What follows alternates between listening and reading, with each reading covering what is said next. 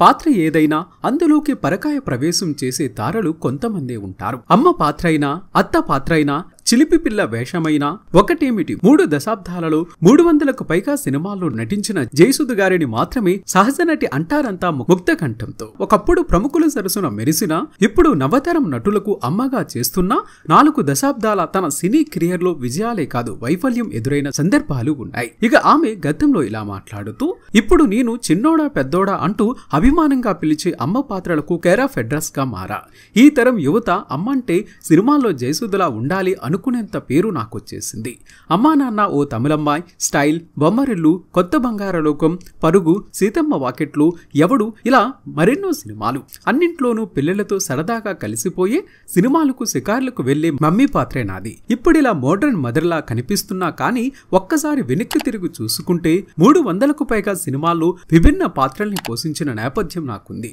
సినిమాల్లోకి రావడం, 3 తరాల వారితో నటించడం తలుచుకుంటేనే గొప్పగా అనిపిస్తోంది. మాట్లాడుతూ, జయసుధగా అందరికీ పరిచయం అయినప్పటికీ నా అసలు పేరు సుజాత. నేను పుట్టి పెరిగింది మద్రాసులో. మా నాన్న రమేష్ చందర్ మద్రాస్ కార్పొరేషన్ రేంజ్లో ఆఫీసర్గా పనిచేసేవారు.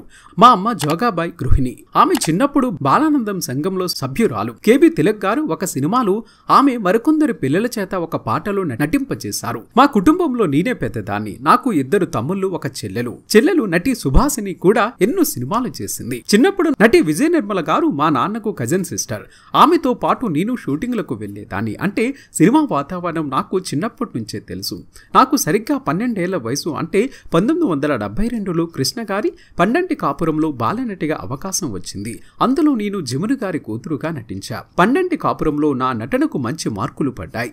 అదే సమయంలో తమిళంలో ఆఫర్లు రావడం మొదలయ్యాయి. అనేక సినిమాల్లో చెల్లెల క్యారెక్టర్స్ చేశాను. బాలచంద్ర గారు తీసిన చాలా సినిమాల్లో నేను కమల్ హాసన్ అన్నా చెల్లెలుగా నటించాం. హిందీ సినిమా అయ్యేనాలో కూడా మేమిద్దరం బాలనటులుగా కలిసి పనిచేశాం. కొంతకాలం గడిచిన తరువాత బాలచందర్ గారు అపూర్వ రాగంగల్ సినిమా తీశారు. ఇందులో కమల్ హాసన్, నేను, శ్రీవిద్య ముఖ్య భూమికలను పోషించాం. ఈ సినిమా తమిళంలో సూపర్ హిట్ అయింది. ఇదే సినిమాను తెలుగులో దాసరి నారాయణరావు గారు తూర్పు పడమరగా తీశారు. కానీ ఇందులో మాధవి నా పాత్ర వేసింది. తెలుగులో హీరోయిన్ గా నాకు తొలి అవకాశం వచ్చింది లక్ష్మణ రేఖ సినిమాలో. అయితే ఈ సినిమా నాకు టర్నింగ్ పాయింట్ కాలేకపోయింది. ఆ తరువాత నేను రాఘవేంద్రరావు గారి దర్శకత్వంలో నటించిన జ్యోతి నా కెరీర్ను అనూహ్యంగా మలుపు తిప్పింది అంటూ చెప్పుకొచ్చారు. జయసుధ గారి తల్లి జోగాబాయి గారు కూడా నటి. 50-60లలో అప్పుడప్పుడే సినిమా పరిశ్రమ పుంజుకుంటుంది. దీంతో ఈ పరిశ్రమలో తమ అదృష్టాన్ని పరీక్షించుకునేవారు. వారిలో లక్కీగా కొందరు విజయవంతం అవగా జయసుధ గారి తల్లి జోగాబాయి, శ్రీదేవి తల్లి రాజేశ్వరి గార్ల వంటి వారు కూడా నటులే. అయితే అదృష్టం కలిసి రాక సైడ్ అయ్యారు. అయితే వీరు తప్పుకున్నా వారికి సినిమాల పట్ల ఉన్న కోరికలను తమ పిల్లల ద్వారా తీర్చుకున్నారు. అలా తారాపదంలోకి దూసుకువచ్చిన వారే జయసుధ గారు, శ్రీదేవి గారు. జయసుధ గారి తల్లి జోగాబాయి గారు 1954లో కె రాఘవేంద్రరావు గారి తండ్రి కెఎస్ ప్రకాశరావు గారు తీసిన బాలానందం అనే సినిమాలో ముఖ్య పాత్రలో నటించారు. అక్కినేని సినిమా, కాళహస్తి మహత్యం సినిమాలో సైతం ఆమె నటించారు. ఇక ఎన్టీఆర్, ఏఎన్ఆర్ వంటి ప్రముఖుల సినిమాల్లో ఆమె చిన్న చిన్న పాత్రల్లో నటించారు. అంతేకాకుండా జయసుధ గారి చెల్లెలు కూడా ఇండస్ట్రీకి చెందిన నటి. ఆమె దాదాపు 100కు పైగా సినిమాల్లో నటించి తనకంటూ ప్రత్యేక గుర్తింపును తెచ్చుకున్నారు. అగ్ర హీరోలు, అగ్ర దర్శకుల సినిమాల్లో నటించిన సుభాసిని గారు దక్షిణాది భాషల్లో ఎన్నో సినిమాల్లో నటించారు. తక్కువ సినిమాలే చేసినా గుర్తుండిపోయేలా ముద్ర వేశారు. శివరంజని మూవీతో తెలుగులో ఎంట్రీ ఇచ్చిన సుభాసిని గారు మద్రాసులో పుట్టి పెరిగారు.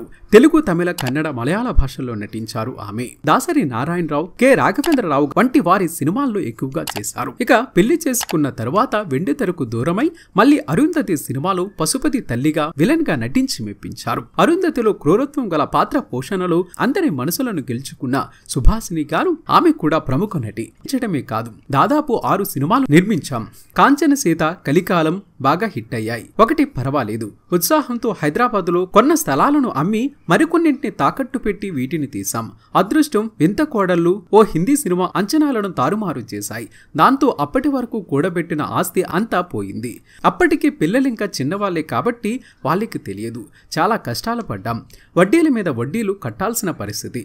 సినిమా రంగంలో ఇది సహజం అనుకుని తేలిగ్గా తీసుకున్నా తప్ప చింతిస్తూ కూర్చోలేదు.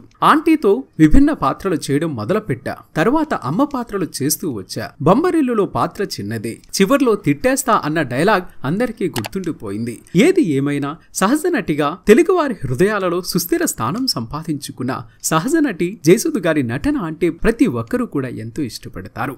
మరి ఆమె నటన మీకు ఇష్టమైతే ఈ వీడియోను తప్పక లైక్ చేయండి ఫ్రెండ్స్. మేము చేసే ప్రతి వీడియో వెనుక చాలా కష్టం ఉంటుంది. ఆ కష్టానికి మీరిచ్చే ప్రతిఫలం ఒక లైక్ కొట్టి సబ్స్క్రైబ్ చేసుకోవటమే. చేస్తారు కదా ఫ్రెండ్స్.